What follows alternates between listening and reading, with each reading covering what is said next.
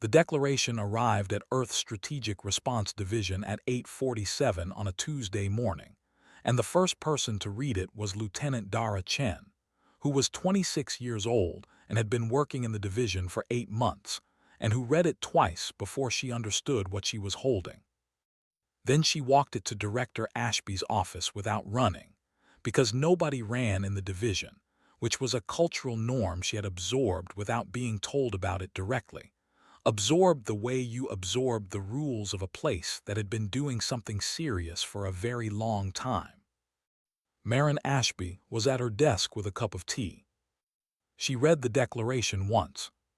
She set it down. She looked out the window at the city, which was doing what cities did on Tuesday mornings, moving and noisy, and completely unaware that 14 species had just formally declared war on it. She said, "Get me Juno." Dara got Juno Reyes, who was the division's operational coordinator and who arrived at Marin's office in 90 seconds, which was fast even for him. He read the declaration standing. His face went through several things. Marin was still looking out the window. He said, "Do you want to draft a response?" She thought about it for a moment. She said, "Send the photo." He looked at her. "The one from last year," she said. "The conference, you know the one." He did know the one. He had been in the room when it was taken. He found it in the division's media archive in 40 seconds and transmitted it to the Joint War Council's communication channel in another 30. The photo was of Marin Ashby at a diplomatic conference, caught between conversations, looking at someone off frame. She was smiling. Not performing a smile, not the diplomatic smile she used in formal settings. A real one, the kind that happened when something struck you as genuinely, privately amusing. Juno sent it. Then he looked at her. She said, "Activate the quiet architecture, full system, all nodes." He said, "All of them, at once." She said, "They declared war on all of us at once." She picked up her tea. She went back to looking out the window. In the Joint War Council's secure chamber, Supreme Commander Vale Dreth of the Kithran Empire watched the response arrive on the main display. He had been waiting for it with the specific alertness of a military strategist who had spent 3 years building something and had just deployed it. He expected several things: a counter-declaration, a threat, a list of human military assets with implied warnings attached. The kind of response you sent when someone declared war on you and you wanted them to understand the cost. The image appeared on the display. A human woman, older, caught mid-moment, smiling at something. The chamber was very quiet. His aide said, "Supreme Commander, what does it mean?" Vale looked at the image. He had spent 32 years commanding fleets. He had won 23 engagements against enemies who had studied him as carefully as he had studied them. He understood what it meant when an opponent showed you something unexpected, and he understood the difference between unexpected because they had made a mistake and unexpected because you had. He looked at the smile. He said, "It means we made a mistake." The aide waited. "I don't know what mistake," Vale said. "Not yet. But that smile means they already know what it is." He looked at Admiral Sierra Voss, who was standing at the edge of the chamber with the expression she had been wearing for 3 months, the expression of someone who knew something was wrong and could not find it. She looked back at him. Neither of them said anything. The smile looked out at them from the display. Dara Chen spent the rest of the morning trying to do her normal work, which was infrastructure analysis, which she had been doing for 8 months, which she had considered boring until approximately 1 hour ago. She cataloged things. It was her job. Which species used which human-designed systems, which service contracts covered which infrastructure components, which upgrades to which galactic systems had been designed by which human engineering teams under which long-term maintenance agreements. She had been doing this for 8 months. She had assumed it was preparation for something eventual, a background resource. The kind of careful record-keeping that serious organizations did because you never knew when you would need to know something. She had not understood what it was preparation for. At 1100, Juno Reyes called her to the operations floor. He was at the main console. The main console was not usually active at this level. The displays it drove covered an entire wall and were typically used for quarterly reviews and significant operational briefings, not Tuesday mornings. He activated it. The map appeared. It was a galaxy map. She had seen galaxy maps before. This one had connection points on it, thousands of them, distributed across every species' territory, linked by lines that indicated relationships of infrastructure and dependency and service and design. She had been building this map. For 8 months, her analysis had been adding points to it, one service contract at a time, one engineering team at a time, one maintenance agreement at a time. She had never seen the full map before. She looked at it now. The lines covered the galaxy the way roots covered the ground under a forest, invisible from above, structural from below, holding everything together without anyone thinking about them specifically because they had always been there and always worked. She said, "How long?" 50 years, Juno said. First elements embedded 50 years ago. The system has been complete for 7 years. She looked at the map. She said, and nobody noticed.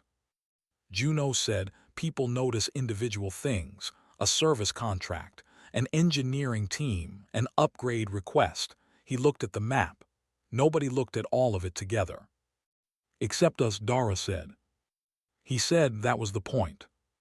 Counselor Tev Rand had walked out of the Joint War Council chamber before the declaration was read aloud. He had been invited as an observer because the Pelhari were considered neutral, and their presence lent a legitimacy that Vale Dreth had calculated was useful. Tev had arrived, read the room, read the document before it was formally presented, and left. He was 300 years old, and he had learned, across 300 years, that the most efficient use of time in a room where a significant mistake was being made was not to argue, but to get ahead of it. He tried to reach Marin Ashby. Her office said she was in an operational session and could not be interrupted. He tried to reach Vale Dreth. Vale's office said the Supreme Commander was coordinating fleet movements and could not be interrupted. He sat in his quarters on Nexus Prime and watched the reports come in from the Joint War Council channel, which he still had access to as an invited observer, and he waited. He had known Marin Ashby for 20 years. He had sat across tables from her in 100 different settings. He had watched her work. He had watched the way she paid attention to things that other people did not pay attention to, the way she asked questions that seemed tangential and turned out to be precise. He knew she had smiled. He knew what the smile meant. He had known humans long enough to understand the difference between the smile of someone who was performing confidence and the smile of someone who was remembering something they had been working on for a very long time. He waited for Vale to take his call. It took 6 hours. The first thing that stopped was the Keithran Home Fleet's jump gate calibration system. It flagged a maintenance error at 1400, 7 hours after the declaration was transmitted. The Keithran engineers who received the alert ran a standard diagnostic. The diagnostic returned clean results: no hardware failure, no software corruption, no identifiable cause for the error. The error persisted. They could not jump. The jump gate calibration system had been designed by a human engineering team 30 years ago, under a contract that the Keithran military had requested, because human jump gate engineers were simply the best available, and the Keithran Navy had wanted the best available. Every subsequent upgrade to the system had also been designed by the same team, because the system was complex and the team understood it, and it had always been easier to use them than to develop the internal expertise. The Kithran engineers contacted the human engineering firm's service line. The automated response said, "Service suspended pending review of customers' compliance with service agreement terms. For assistance, contact your account representative." The most senior Kithran engineer in the room read this message. He read it again. He pulled up the service agreement. Section 47, subsection 3. In the event that a customer entity enters into a state of declared military conflict with the service provider or entities associated with the service provider, service may be suspended at the provider's discretion pending resolution of the conflict. He looked at his colleagues. He said, "We signed a war declaration this morning." They looked at the jump gate. They called their fleet commanders. The second thing that stopped was the Selathi military communication encryption. It stopped working at 1700. Not broken. The encryption system was not under attack. It simply stopped updating.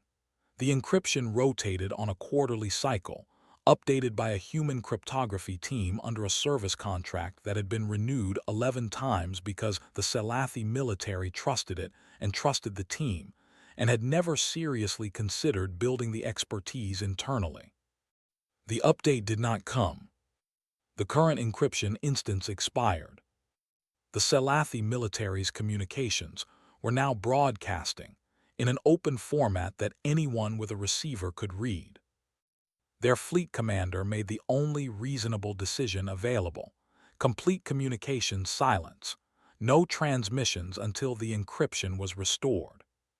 The Selathi fleet went dark. They could not coordinate their movements. They could not communicate their positions. They could not tell each other anything. A fleet that could not communicate was not a fleet. It was a collection of ships occupying the same general region of space. At 2000, Juno Reyes brought Marin the status report. She was still at her desk. She had been at her desk for 11 hours. Her second cup of tea was cold beside the first one. He set the report in front of her. She read through it. Jump gate issues across 4 species. Communication problems across 2 more.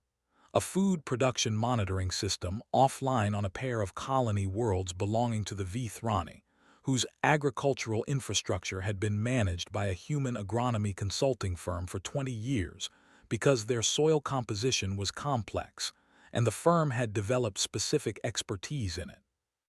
A structural management system flagged for maintenance review on a space station housing 40,000 Kithran citizens. None of it was catastrophic. All of it was real. All of it was human-designed, human-maintained, human-adjacent infrastructure that had been quietly essential for so long that the species using it had stopped thinking of it as something that could be otherwise. She set the report down. Juno said, "Everything is running as designed." She looked at him. He said, "There was a scenario I modeled 5 years ago, a failure condition. I never told you about it because I didn't want." She said, "Which scenario?" He told her. She was quiet for a moment. She said, "You should have told me." He said, "I know." She said, "Don't do that again." He said, "No, ma'am." She picked up the status report. She said, "Is the scenario active?" He said, "No, it doesn't apply. The system is running clean." She nodded. She went back to the report. Across the room, Dara Chen was watching this exchange from her workstation with the expression of someone assembling a picture from pieces she had been collecting for 8 months without knowing what they were assembling. She understood, watching Marin read a status report with cold tea beside her at 2000 on the worst Tuesday in recent galactic history, that the work she had been watching for 8 months was not exciting. It was not triumphant. It was 30 years of someone sitting at a desk, building something, not knowing for certain if it would be enough, not telling anyone what it cost to keep building when you did not know. She went back to her analysis. She did not say anything. There was nothing to say that was adequate. At 2200, Vale Dreth finally took Tev Rand's call. He was in his command center, surrounded by reports that had been arriving for 8 hours, each one a different variation of the same information rendered in different infrastructure categories. He said, "Counselor, tell me what I'm looking at." Tev said, "You are looking at 50 years of infrastructure." Vale waited. "They built it into you," Tev said, "into all of us. Not as a trap, not as a weapon, as a service, because they were good at it and everyone kept asking them to do it. Every time something needed designing, every time a system needed maintaining, every time an upgrade was required, humans were good at it and they were available and the price was reasonable and the quality was consistent." Tev paused. "It was never strategic from your perspective. It was just practical." "And from their perspective," Vale said. "From their perspective," Tev said, "I believe it was also practical. For a very long time. And then at some point someone looked at all of it together and understood what it meant if it ever became necessary." Vale looked at his reports. "The jump gates," he said. "The encryption, the agricultural monitoring." "Yes. My ships can't move." "Some of them," Tev said. "The ones that depend on jump gates they can no longer calibrate." "My communications." "The ones that used human-designed encryption, yes." He was quiet for a long time. "She knew," he said finally. "The woman who sent the photo, she knew before we sent the declaration." Tev said, "I believe she has known for 7 years. The system has been complete for 7 years. She was waiting to see if it would be necessary." Vale said, "And it was." Tev said, "You declared war on the wrong thing, Supreme Commander. You built a plan against their military. You counted their ships and their weapons and their known installations." He paused. "Their military was never the threat." The call was quiet for a moment. Tev said, "The smile, Supreme Commander. Now you understand the smile." Admiral Sira Voss contacted Earth's Strategic Response Division at 300 the following morning. She did not contact the military. She contacted the division directly, using a channel number she had obtained through intelligence work that she had never reported to Vale, because she had not known what it meant until tonight. Juno Reyes answered. She said, "I need to speak to whoever is responsible for this." He patched her through without comment. Marin Ashby answered on the second ring. "Admiral Voss," she said. "Director Ashby." Sierra paused. "I told Supreme Commander Dreth 3 months ago that the declaration was a mistake. I could not tell him why. I could only tell him something was wrong." Marin said, "You were right." "How long has this been in place?" "The first elements were embedded 50 years ago." A long pause from Sierra. "The jump gate calibration system," she said. "Yes." "We asked you to design it." "Yes." "We asked because you were the best at it." "Yes." Another pause, longer. "We built this ourselves," Sierra said. "We handed you every piece of it." Marin said, "We helped you build it. We're very good at helping." Sierra was quiet for a moment. "Then what do you want from this, from what's happening?" Marin said, "I want the declaration withdrawn. I want the coalition dissolved. I want to restore every suspended service and go back to what we were doing before this morning." "That's all." "That's all." Sierra said, "You could ask for considerably more." Marin said, "I know. You have leverage that no species has had over 14 others simultaneously. You could." "I know what I could do," Marin said. Her voice was the same as it had been since 847, even, unhurried, the voice of someone who had decided what they were going to do and did not need to keep deciding. "That is not what this was for." "What was it for?" Sierra said. "Clarity," Marin said. "That's all, just clarity." The call was quiet. Then Sierra said, "I'll talk to him." Vale Dreth called the Second Joint War Council at 1400 the following day. 2 of the 14 species did not attend. They had already contacted Earth's diplomatic channels independently, which Vale had learned about at 1100, and which had told him everything he needed to know about the state of his coalition. He addressed the 12 who remained. He told them what the quiet architecture was. He told them what he had learned from Tev Ran and from his own engineers, and from 12 hours of reports that all said the same thing in different technical languages.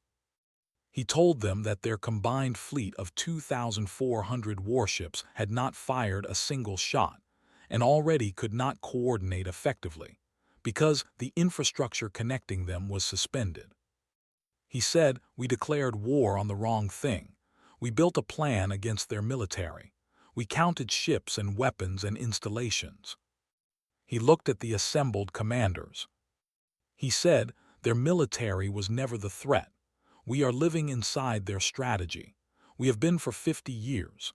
Every system they designed for us, every contract we signed because they were good at it and it was practical, all of it." The chamber was quiet. He said, "I am recommending dissolution of the Vale Accord." No one objected. He had thought someone would object. He had prepared for objections. There were none, because the 12 species in the room had spent the past 24 hours looking at their own infrastructure reports and had arrived at the same place he had from their own direction. They dissolved the accord. It took 11 minutes.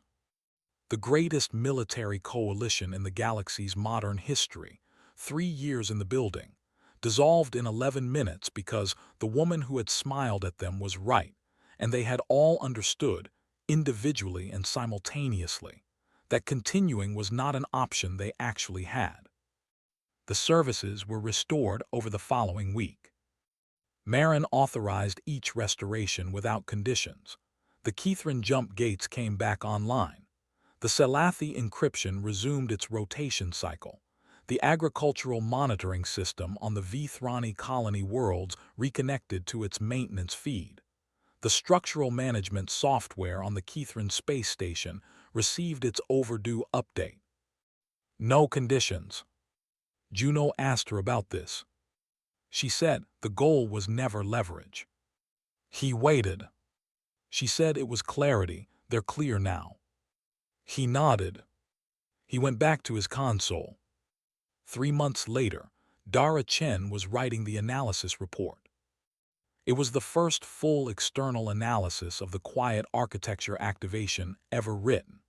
She had been asked to write it because she had been in the room, and because her infrastructure analysis work over 8 months meant she understood the system as completely as anyone who hadn't built it. She wrote for 2 weeks. She reached the section on outcomes. She wrote no shots fired, no ships destroyed, no casualties on any side, declaration of war against Earth by 14 species dissolved in 3 weeks, all suspended services restored without conditions. The quiet architecture, activated for the first and to date only time, produced its designed outcome through the demonstration of capability rather than the application of it. She read what she had written. She went to Marin's office. Marin was at her desk. She was reviewing something that had nothing to do with the quiet architecture, an infrastructure contract for a species that had recently achieved faster-than-light travel and was looking for technical partners. Dara said, "Director, I need to ask you something." Marin looked up. Dara said, "In 30 years of building this, did you always know it would work this way, without a single shot fired?" Marin looked at her for a moment. She said no. Dara waited. "I knew what it could do," Marin said.